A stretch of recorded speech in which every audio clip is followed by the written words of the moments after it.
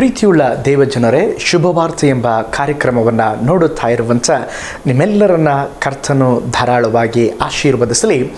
ಈ ದಿನ ನಾವು ಧ್ಯಾನಿಸಲಿಕ್ಕಿರುವಂಥ ವಿಷಯ, ದೇವರು ಯಾರ ಪ್ರಾರ್ಥನೆಯನ್ನು ಕೇಳುವುದಿಲ್ಲ ಅಥವಾ ದೇವರು ಯಾವ ಪ್ರಾರ್ಥನೆಯನ್ನು ಕೇಳುವುದಿಲ್ಲ. ನಮ್ಮ ಪ್ರಾರ್ಥನೆಗಳಿಗೆ ಉತ್ತರ ಕೊಡುವಂಥ ದೇವರು ನಮ್ಮ ಎಲ್ಲ ಪ್ರಾರ್ಥನೆಗಳಿಗೂ ಉತ್ತರ ಕೊಡುತ್ತೇನೆಂಬುದಾಗಿ ದೇವರು ಹೇಳಿದ್ದಾರೆ. 100% ಆ ಮಾತು ಸತ್ಯ. ಯೇಸು ಸ್ವಾಮಿ ಹೇಳಿದ್ದಾರೆ, ಮೀನನ್ನು ಕೇಳಿದರೆ ಹಾವನ್ನು ಕೊಡಲಾರನು, ರೊಟ್ಟಿಯನ್ನು ಕೇಳಿದರೆ ಕಲ್ಲನ್ನು ಕೊಡುವಂಥ ಕಲ್ಲಾದ ಹೃದಯ ಉಳ್ಳಂಥ ದೇವರು ನಮ್ಮ ದೇವರು ಅಲ್ಲವೇ ಅಲ್ಲ. ನನ್ನನ್ನು ಕೇಳಿಕೋ, ನಾನು ನಿನಗೆ ಸದುತ್ತರವನ್ನು ದಯಪಾಲಿಸ್ತೇನೆ, ನಿನಗೆ ತಿಳಿಯದ ಮಹತ್ತಾದ ಗೂಢಾರ್ಥಗಳನ್ನು ಗೋಚರಪಡಿಸ್ತೇನೆ ಎಂಬುದಾಗಿ ಯೆರೆಮೀಯ 33:3 ವಾಕ್ಯದಲ್ಲಿ ದೇವರು ವಾಗ್ದಾನ ಮಾಡಿದ್ದಾರೆ. ಆದರೆ ದೇವರು ಹೀಗೆ ಅನೇಕ ವಾಗ್ದಾನಗಳನ್ನು ಮಾಡಿದ್ದರೂ ಸಹ ಕೆಲವು ಸಾರಿ ನಮ್ಮ ಪ್ರಾರ್ಥನೆಗಳಿಗೆ ಉತ್ತರ ಬರುವುದಿಲ್ಲ. ಅನೇಕ ಸಾರಿ ನಾವು ದೇವರ ಹತ್ರ ಕೇಳ್ತೇವೆ, ದೇವರೇ ಯಾಕೆ ನನ್ನ ಪ್ರಾರ್ಥನೆಯನ್ನು ನೀವು ಕೇಳುತ್ತಾ ಇಲ್ಲ? ತಪ್ಪು ದೇವರದಲ್ಲ, ತಪ್ಪು ನಮ್ಮದೇ. ಈ ದಿವಸ ನಾವು ವಾಕ್ಯದ ಅಡಿಯಲ್ಲಿ ನಾವು ಧ್ಯಾನ ಮಾಡೋಣ. ದೇವರು ಯಾರ ಪ್ರಾರ್ಥನೆಯನ್ನು ಕೇಳುವುದಿಲ್ಲ?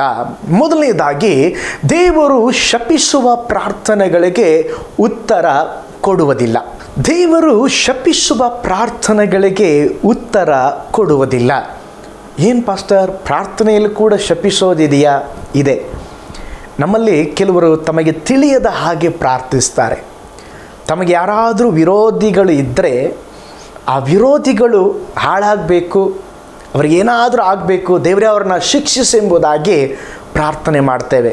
ಇದುವೇ ಶಪಿಸುವ ಪ್ರಾರ್ಥನೆ. ಯೇಸು ಸ್ವಾಮಿ ಹೇಳಿದ್ದಾರೆ, ನಿಮ್ಮ ವೈರಿಗಳಿಗಾಗಿ ಪ್ರಾರ್ಥಿಸಿರಿ.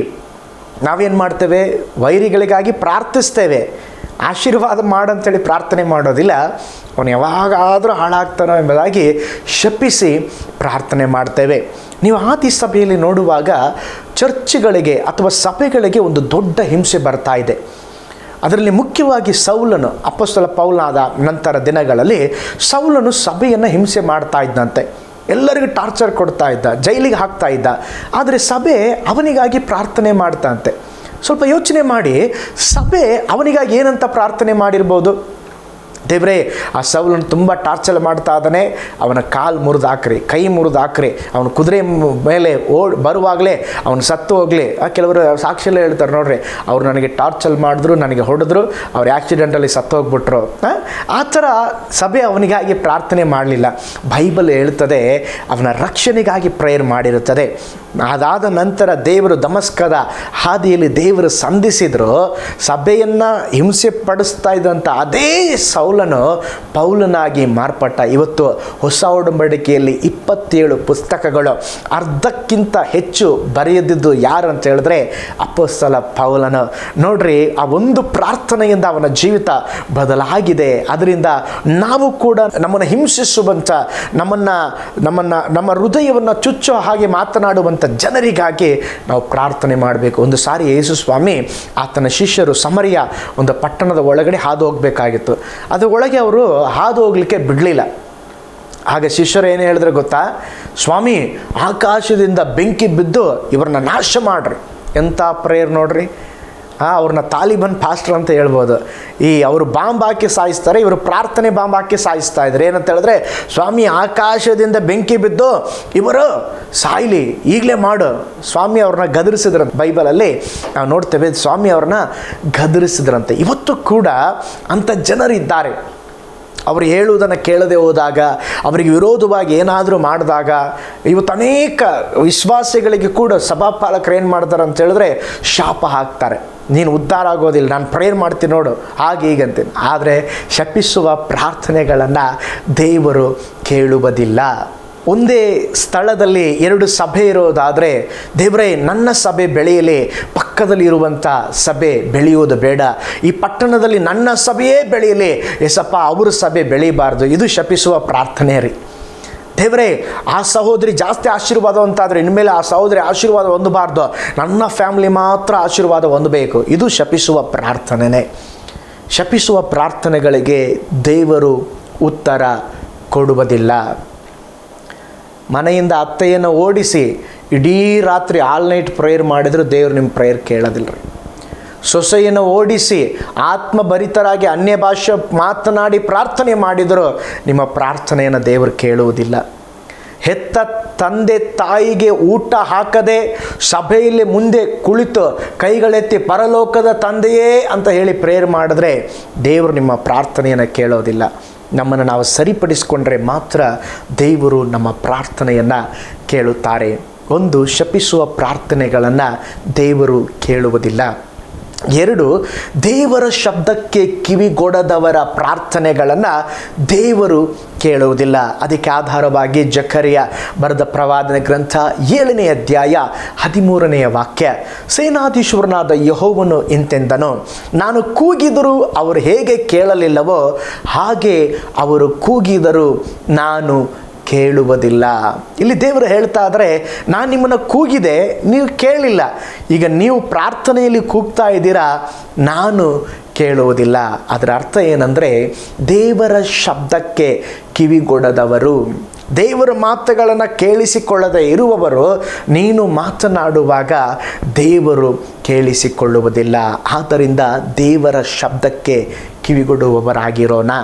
ದೇವರ ಮಾತಿಗೆ ಕಿವಿಗೊಡದೆ, ದೇವರ ವಾಕ್ಯಕ್ಕೆ ಕಿವಿಗೊಡದೆ, ಓ ದೇವರೇ, ಆ ದೇವರೇ, ಪರಲೋಕ ದೇವರೇ ಅಂತ ಪ್ರಾರ್ಥನೆ ಮಾಡಿದರೂ ಕೂಡ ದೇವರು ಕೇಳುವುದಿಲ್ಲ. ಮೊದಲು ನಾವು ದೇವರ ಶಬ್ದಕ್ಕೆ ಕಿವಿಗೊಡಬೇಕು. 3ನೇದಾಗಿ ದೇವರು ಯಾರ ಪ್ರಾರ್ಥನೆಗೆ ಉತ್ತರ ಕೊಡೋದಿಲ್ಲ ಅಂತ ಹೇಳಿದ್ರೆ, ಆತನ ಚಿತ್ತವಿಲ್ಲದ ಪ್ರಾರ್ಥನೆಗಳಿಗೆ. ಯಾಕೋಬನ ಪತ್ರಿಕೆ 4ನೇ ಅಧ್ಯಾಯ 3ನೇ ವಾಕ್ಯದಲ್ಲಿ ವಾಕ್ಯವನ್ನು ಹೀಗೆ ನೋಡುತ್ತೇವೆ, ನೀವು ಬೇಡಿದ್ದನ್ನು ನಿಮ್ಮ ಭೋಗಗಳಿಗಾಗಿ ಉಪಯೋಗಿಸಬೇಕೆಂಬ ದುರಾಭಿಪ್ರಾಯ ಪಟ್ಟು ಬೇಡಿಕೊಳ್ಳುವುದರಿಂದ ನಿಮಗೆ ದೊರೆಯಲಿಲ್ಲ.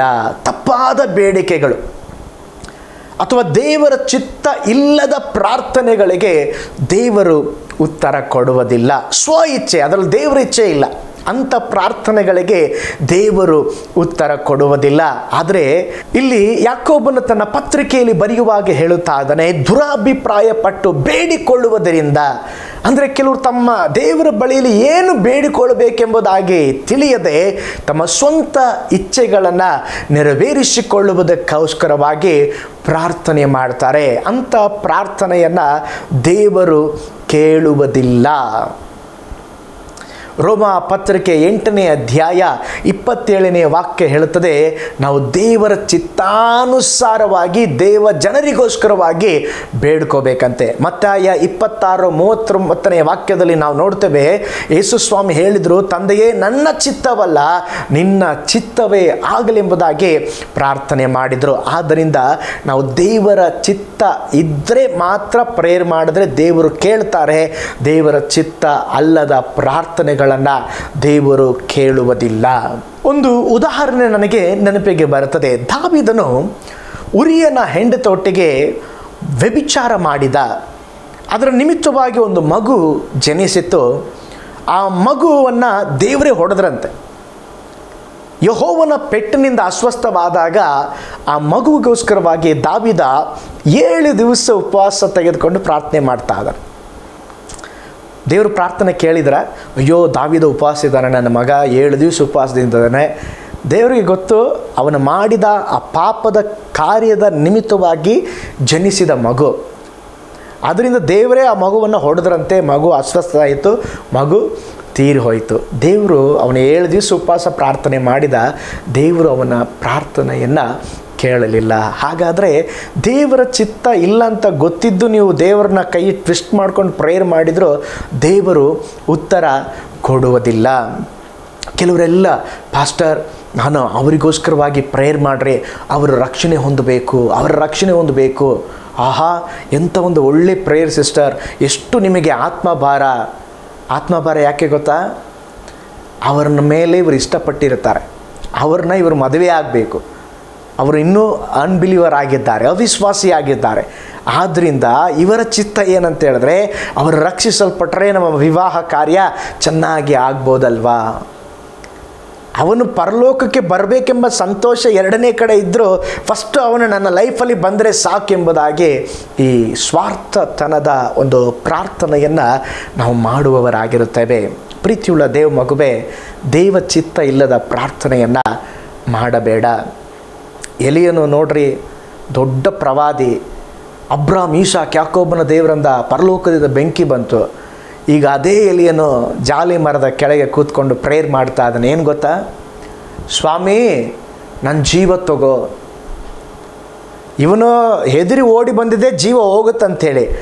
ಈಗ ಪ್ರೇಯರ್ ಮಾಡ್ತಾ ಇದ್ದಾನೆ. ಏನಂತ ಹೇಳಿದ್ರೆ, ಸ್ವಾಮಿ ನನ್ನನ್ನು ಜೀವ ತಗೋ, ನಾನು ಸೂಸೈಡ್ ಮಾಡ್ಕೊಳ್ಳಲ್ಲ ಸ್ವಾಮಿ, ನೀನೇ ನನ್ನನ್ನು ಸೂಸೈಡ್ ಮಾಡಿಬಿಡ್ರಿ. ಇದು ದೇವ್ರ ಚಿತ್ತನ? ದೇವರು ಅವನ ಪ್ರಾರ್ಥನೆ ಕೇಳಿದರೆ ಅವನು ಪರಲೋಕಕ್ಕೆ ಒಯ್ಯಲ್ಪಡ್ತಾ ಇರಲಿಲ್ಲ, ಅವತ್ತೇ ಸತ್ತೋಗ್ಬಿಡ್ತಾ ಇದ್ದ. ದೇವರಿಗೆ ಸ್ತೋತ್ರ. ದೇವರಿಗೆ ಗೊತ್ತಿದೆ ಯಾವ ಪ್ರಾರ್ಥನೆಯನ್ನು ಕೇಳಬೇಕಂತೇಳಿ. ಅವನ ಪ್ರಾರ್ಥನೆಯನ್ನು ದೇವ್ರಿಗೆ ಕೇಳಿಲ್ರಿ. ದೇವರ ಚಿತ್ತ ಇಲ್ಲದ ಪ್ರಾರ್ಥನೆ ಮಾಡಬೇಡ್ರಿ. ಮಾಡಿದರೂ ದೇವರು ಆ ಪ್ರಾರ್ಥನೆಯನ್ನು ಕೇಳುವುದಿಲ್ಲ. ನಾಲ್ಕನೇದಾಗಿ, ದೇವರು ಯಾರ ಪ್ರಾರ್ಥನೆಗೆ ಉತ್ತರ ಕೊಡುವುದಿಲ್ಲ ಅಂದರೆ ಭಕ್ತಿಹೀನರ ಪ್ರಾರ್ಥನೆಗಳಿಗೆ ದೇವರು ಉತ್ತರ ಕೊಡೋದಿಲ್ಲ. ಯೋಹಾನ 9:31 ಹೇಳುತ್ತದೆ, ಭಕ್ತಿಹೀನರ ಪ್ರಾರ್ಥನೆಯನ್ನು ದೇವರು ಕೇಳುವುದಿಲ್ಲ ಎಂಬುದಾಗಿ ನಾವು ತಿಳಿದಿದ್ದೇವೆ. ಯಾರು ಈ ಭಕ್ತಿಹೀನರು? ಭಕ್ತಿಯ ಹೆಸರಿದೆ, ಭಕ್ತಿ ಇಲ್ಲ. ದೇವರ ಒಡಂಬಡಿಕೆಯಲ್ಲಿ ನೋಡುವಾಗ ದೇವರು ಹೇಳ್ತಾ ಇದ್ದಾರೆ, ಇವರು ನನ್ನನ್ನು ತುಟಿಗಳಿಂದ ಸನ್ಮಾನಿಸ್ತಾರೆ, ಹೃದಯವೋ ನನ್ನಿಂದ ದೂರವಾಗಿದೆ. ಬಾಯಿ ತೆರೆದರೆ ಸ್ತೋತ್ರ, ಹಲ್ಲೆಲೂಯಾ, ಆಮೇನ್, ಅಪ್ಪ ಎಷ್ಟು ಭಕ್ತಿವಂತರು, ಆದರೆ ಅವರ ಹೃದಯ ಮಾತ್ರ ನನ್ನನ್ನು ಬಿಟ್ಟು ದೂರ ಹೋಗಿದೆ. ಭಕ್ತಿಹೀನರ ಭಕ್ತಿಯ ವೇಷ ಹಾಕ್ಕೊಂಡು ಪ್ರೇಯರ್ ಮಾಡಿದ್ರು ದೇವರು ಕೇಳೋದಿಲ್ಲ. ದೊಡ್ಡ ದೊಡ್ಡ ಗ್ರಾಮರ್ ಪದಗಳನ್ನು ಹೇಳಿದ್ರು ದೇವರು ಕೇಳೋದಿಲ್ಲ. ವೇಷವನ್ನು ಧರಿಸಿ, ಭಕ್ತಿಯನ್ನು ಧರಿಸಿ ಭಕ್ತಿಹೀನರ ಪ್ರಾರ್ಥನೆಯನ್ನು ದೇವರು ಕೇಳುವುದಿಲ್ಲ. ನೀನೇನಾಗಿದೆಯೋ ಅದೇ ಥರ ದೇವ್ರ ಹತ್ರ ಕೇಳ್ಕೊ. ನಾವು ಮನುಷ್ಯರನ್ನ ಏಮಾರಿಸ್ಬೋದು, ದೇವರನ್ನ ಏಮಾರಿಸಲಿಕ್ಕೆ ಆಗುವುದೇ ಇಲ್ಲ. ಪ್ರೀತಿಯುಳ್ಳ ದೇವ ಮಗುವೆ, ಭಕ್ತಿಹೀನರ ಪ್ರಾರ್ಥನೆ ದೇವರು ಕೇಳುವುದಿಲ್ಲ. ಐದನೇದಾಗಿ, ದೇವರ ವಾಕ್ಯಕ್ಕೆ ಕಿವಿಗೊಡದವರ ಪ್ರಾರ್ಥನೆಯನ್ನು ದೇವರು ಕೇಳುವುದಿಲ್ಲ. ಜ್ಞಾನೋಕ್ತಿಗಳು 28:9 ಹೇಳುತ್ತದೆ, ಧರ್ಮೋಪದೇಶಕ್ಕೆ ಕಿವಿಗೊಡದವನು ಮಾಡುವ ದೇವ ಪ್ರಾರ್ಥನೆಯು ಅಸಹ್ಯ. ದೇವರು ಹೇಳ್ತಾ ಇದ್ದಾರೆ ಏನಂತ ಹೇಳಿದ್ರೆ, ನನ್ನ ವಾಕ್ಯಕ್ಕೆ ಯಾರು ಕಿವಿಗೊಡುವುದಿಲ್ಲವೋ ಅವರು ಮಾಡುವ ಪ್ರಾರ್ಥನೆ ನನಗೆ ಅಸಹ್ಯ. ಅಂದರೆ ಅವ್ರ ಪ್ರಾರ್ಥನೆ ನಾನು ಕೇಳೋದೇ ಇಲ್ಲ. ಏನು ಧರ್ಮೋಪದೇಶಕ್ಕೆ ಕಿವಿಗೊಡದವನ? ಧರ್ಮೋಪದೇಶಕ್ಕೆ ಅಂತ ಹೇಳಿದ್ರೆ ದೇವರ ವಾಕ್ಯಕ್ಕೆ ಕಿವಿಗೊಡದವನು. ಅಂದರೆ ಅವನು ಕಿವಿ ಮುಚ್ಕೊಳ್ತಾನ? ಹಂಗಲ್ರಿ, ಅದು ವಾಕ್ಯ ಕೇಳ್ತಾನೆ, ಅದ್ರ ಪ್ರಕಾರ ನಡೆಯೋದಿಲ್ಲ. ವಾಕ್ಯ ಕೇಳ್ತಾನೆ, ಇದು ನನಗಲ್ಲ ಪಕ್ಕದವರಿಗೆ ಅಂತ ಹೇಳ್ತಾನೆ, ಆ ವಾಕ್ಯದ ಪ್ರಕಾರ ನಡೆಯೋದಿಲ್ಲ. ಆದರೆ ಪ್ರೇಯರ್ ಮಾಡುವಾಗ 100 ವಾಗ್ದಾನ, ಮತ್ತಾಯ 7:7 ಹಿಂಗೆ ಹೇಳುತ್ತೆ ಸ್ವಾಮಿ, ಮತ್ತಾಯ 21:22 ಹಿಂಗೆ ಹೇಳುತ್ತೆ, ದೇವರೇ ಬೇಡಿಕೊಳ್ಳ್ರಿ ಅಂತ ಹೇಳಿದೆಯಾ. ಈ ಥರ ಹೇಳಿ ಪ್ರೇಯರ್ ಮಾಡಿದ್ರೆ ನಿನ್ನ ಪ್ರೇಯರ್ ದೇವ್ರು ಕೇಳೋದಿಲ್ಲ. ಫಸ್ಟ್ ದೇವರು ನಮ್ಮ ಪ್ರಾರ್ಥನೆ ಕೇಳಬೇಕಂದ್ರೆ ನಾವು ವಾಕ್ಯದ ಪ್ರಕಾರ ನಡೆಯಬೇಕು. ಅನೇಕರು ವ್ಯಾಧಿಗಳು ಬರುವಾಗ ಹೀಗೆ ಪ್ರಾರ್ಥನೆ ಮಾಡ್ತಾರೆ, ದೇವರೇ ನೀನು ಆರೋಗ್ಯದಾಯಕನೆಂಬುದಾಗಿ ಹೇಳಿದೆಯಲ್ವಾ, ನೀನು ಆರೋಗ್ಯದಾಯಕನು ಅಂತ ಹೇಳಿದ ತಕ್ಷಣ ದೇವರು ನಮಗೆ ಸೌಖ್ಯ ಕೊಡಲ್ರಿ. ನೋಡಿ, ಕೆಲವು ಸಾರಿ ನಾವು ವಾಕ್ಯದ ಮೇಲಿರುವ ವಾಕ್ಯನೂ ಬಿಟ್ಬಿಡ್ತೇವೆ, ಕೆಳಗಿರೋ ವಾಕ್ಯನೂ ಬಿಟ್ಬಿಡ್ತೇವೆ, ಮಧ್ಯದಲ್ಲಿರೋದು ಮಾತ್ರ ತೊಗೊಂಡ್ಬಿಡ್ತೇವೆ. ಇದು ಬಹಳ ವಿಪರ್ಯಾಸ. ಆ ವಾಕ್ಯ ನಾನೇ ನಿಮ್ಮ ಆರೋಗ್ಯದಾಯಕನೆಂಬುದಾಗಿ ದೇವರು ಎಲ್ಲಿ ಹೇಳ್ತಾ ಇದ್ದಾರೆ ಅಂದರೆ, ವಿಮೋಚನ ಕಾಂಡ 15ನೇ ಅಧ್ಯಾಯ 26ನೇ ವಾಕ್ಯ ಓದ್ರಿ.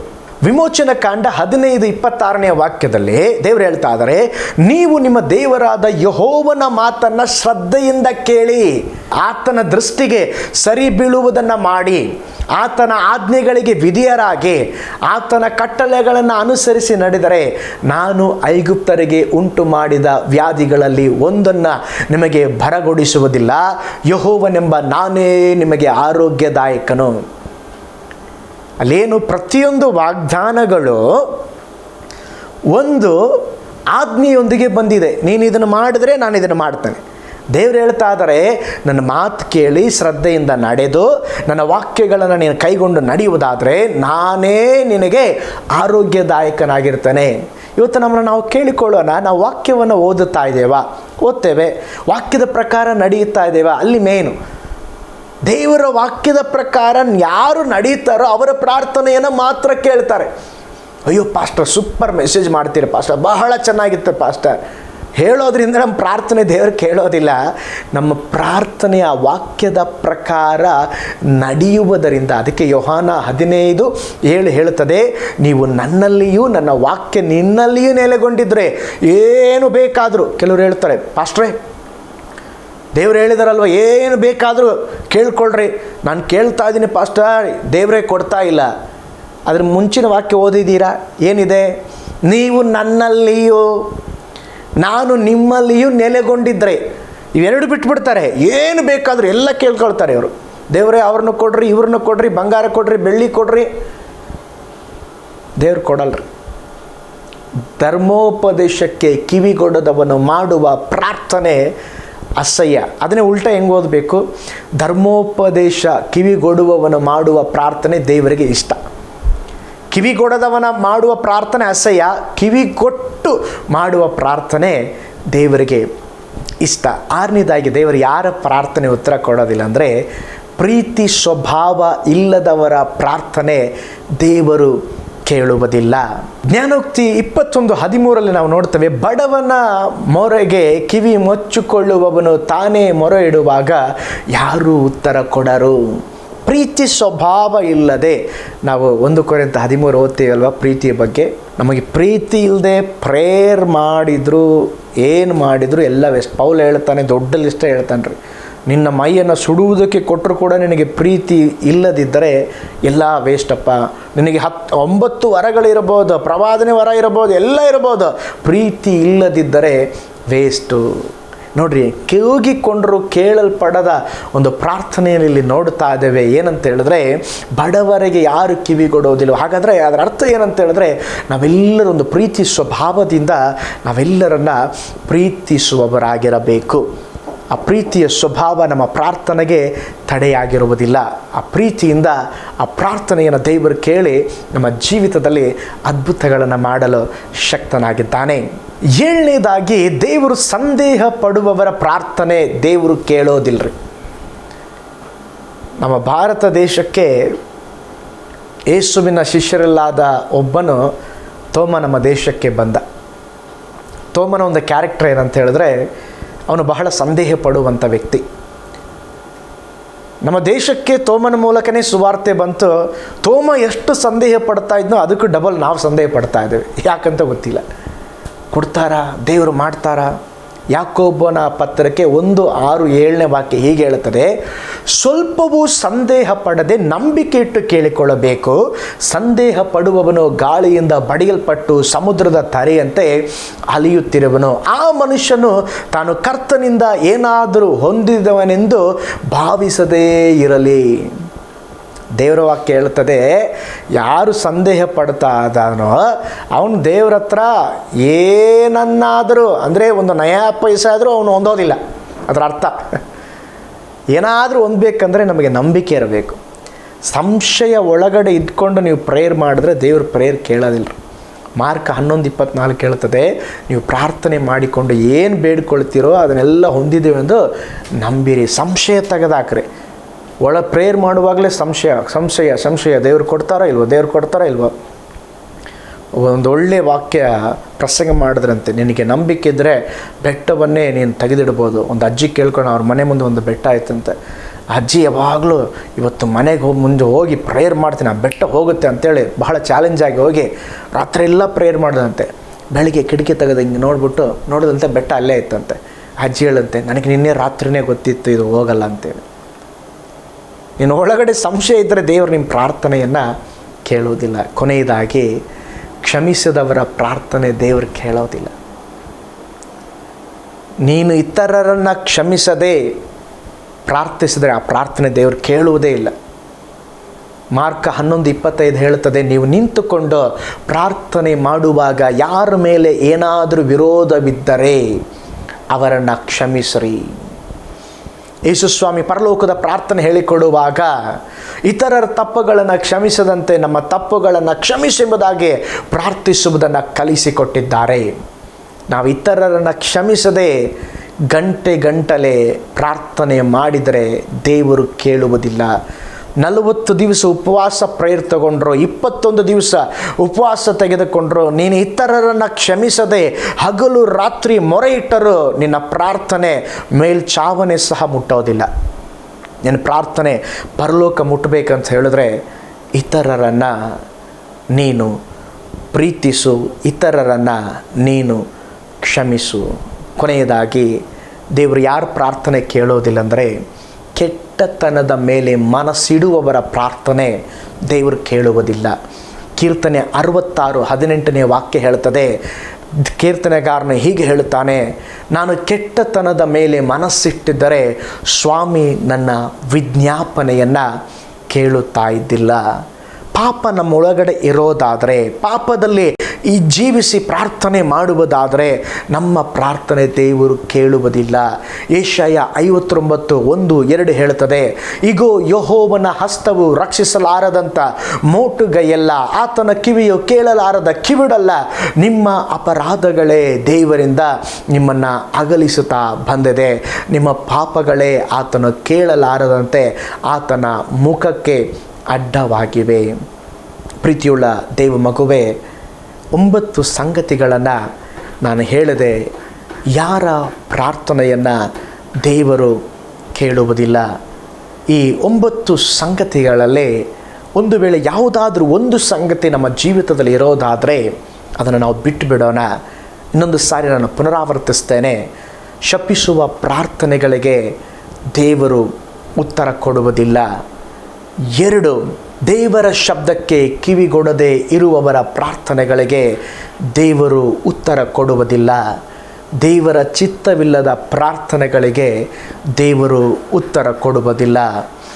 4, ಭಕ್ತಿಹೀನರ ಪ್ರಾರ್ಥನೆಗಳಿಗೆ ದೇವರು ಉತ್ತರ ಕೊಡುವುದಿಲ್ಲ. 5, ದೇವರ ವಾಕ್ಯಕ್ಕೆ ಕಿವಿಗೊಡದವರ ಪ್ರಾರ್ಥನೆ ದೇವರು ಉತ್ತರಿಸುವುದಿಲ್ಲ. 6, ಪ್ರೀತಿಯ ಸ್ವಭಾವ ಇಲ್ಲದವರ ಪ್ರಾರ್ಥನೆ ದೇವರು ಕೇಳುವುದಿಲ್ಲ. 7, ಸಂದೇಹ ಪಡುವವರ ಪ್ರಾರ್ಥನೆ ದೇವರು ಕೇಳುವುದಿಲ್ಲ. 8, ಕ್ಷಮಿಸದವರ ಪ್ರಾರ್ಥನೆ ದೇವರು ಕೇಳುವುದಿಲ್ಲ. 9, ಕೆಟ್ಟತನದ ಮೇಲೆ ಮನಸ್ಸಿಟ್ಟರೆ ದೇವರು ನಿನ್ನ ಪ್ರಾರ್ಥನೆಯನ್ನು ಕೇಳುವುದಿಲ್ಲ. ನಮ್ಮನ್ನು ನಾವು ಪರೀಕ್ಷಿಸಿಕೊಳ್ಳೋಣ, ಪ್ರಾರ್ಥನೆ ಮಾಡೋಣ. ಪರಲೋಕದ ತಂದೆಯೇ, ಈ ಸುಂದರವಾದ ಸಮಯಕ್ಕಾಗಿ ಸ್ತೋತ್ರ. ದೇವರೇ, ನೀನು ಪ್ರಾರ್ಥನೆ ಕೇಳುವ ದೇವರು. ನಮ್ಮ ಜೀವಿತದಲ್ಲಿರುವ ತಡೆ ನಿಮಿತ್ತ ಕೆಲವು ಸಾರಿ ನೀವು ಪ್ರಾರ್ಥನೆ ಕೇಳುವುದಿಲ್ಲ ಸ್ವಾಮಿ, ನಮ್ಮನ್ನು ಕ್ಷಮಿಸಪ್ಪ. ಒಂದು ವೇಳೆ ನಮ್ಮ ಪ್ರಾರ್ಥನೆ ನೀವು ಕೇಳಲಾರದ ಹಾಗೆ ಯಾವ ಸ್ವಭಾವವಾದರೂ ನಮ್ಮ ಜೀವಿತದಲ್ಲಿ ಇರೋದಾದರೆ ನಮ್ಮನ್ನು ಕ್ಷಮಿಸ್ರಿ. ನಿನ್ನ ಕೃಪೆಯನ್ನು ಕೊಡು ಸ್ವಾಮಿ. ನಮ್ಮನ್ನು ನಾವು ಸರಿಪಡಿಸಿಕೊಳ್ಳುವಂತೆ ಸಹಾಯ ಮಾಡಿರಿ. ನೀವೇ ನಮಗೆ ಸಹಾಯ ಮಾಡಿರಿ. ನಮ್ಮ ಪ್ರಾರ್ಥನೆಯನ್ನು ಕೇಳು ಸ್ವಾಮಿ. ಇದನ್ನು ವೀಕ್ಷಿಸುವಂಥ ಪ್ರತಿಯೊಬ್ಬರನ್ನು ಆಶೀರ್ವದಿಸ್ರಿ. ಆ ವಾಕ್ಯಗಳು ಅವರ ಜೀವಿತದಲ್ಲಿ ಕಾರ್ಯ ಮಾಡಲಿ. ನಿನ್ನ ನಾಮ ಮೇಲೆ ಕೆತ್ತಲ್ಪಡಲಿ. ಯೇಸುವಿನ ಹೆಸರಿನಲ್ಲಿ ತಂದೆಯೇ, ಆಮೇನ್. Price the lord. ಕರ್ತನು ನಿಮ್ಮೆಲ್ಲರನ್ನ ಧಾರಾಳವಾಗಿ ಆಶೀರ್ವಾದ ಮಾಡಲಿ. ಮೈ ಗಾಡ್ ಬ್ಲೆಸ್ ಯು ಆಲ್.